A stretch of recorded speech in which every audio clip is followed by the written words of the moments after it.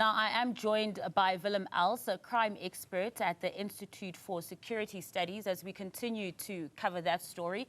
Willem, a very good evening to you. I just want us to touch on the 5 senior SAPS officials who will be headed to France. I believe they're already en route to their way there to help with these investigations. The family has welcomed this. What can they hope for out of this? Good evening to you.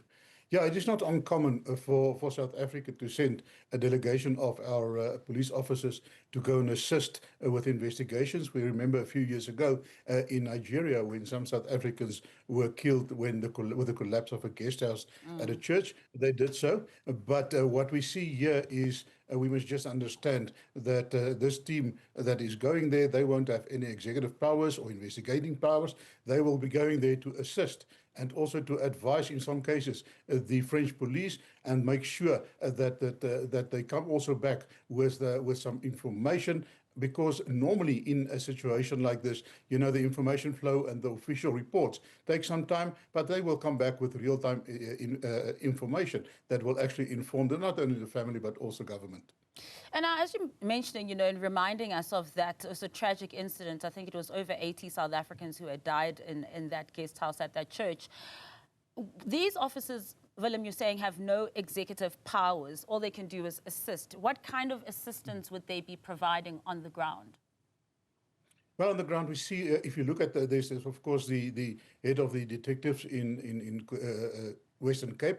As a senior inspector with a senior general with many years of experience. So I believe he will actually share some of experience. There's an Interpol officer, as long as we could gather, and that is very important because that facilitates your liaison and your exchange of information through the normal and the official channels. But also there are some forensic experts there, so they might have some expertise, and they can also maybe advise the French, even though we are not doubting the expertise of the French at this stage. But normally in a bilateral working group like this, when it is formed, they exchange experience, information, but they also share a lot of information.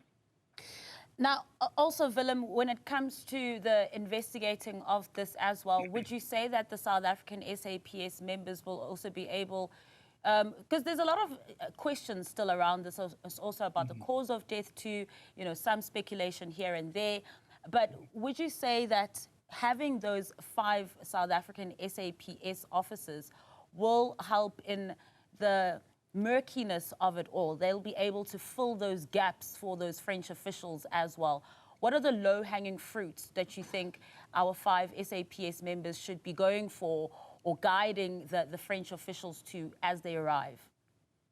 Yeah, I think some of the low-hanging fruits, of course, they will be able to share their experience. They will be able to fill in some of the gaps that the French investigators might not have, but also they will be able to gather information, because they will share a lot of information. What normally happens in an incident like this, they are open, they share all the evidence, they sit and they discuss it, and then at the end of the day, they will bring back that information that will actually maybe stop the gap, because at the moment there are a lot of rumors, there are a lot of noise on social media and uncertainty. And maybe they will be able to fill in government in order to actually have a better understanding, but also it will inform the family further.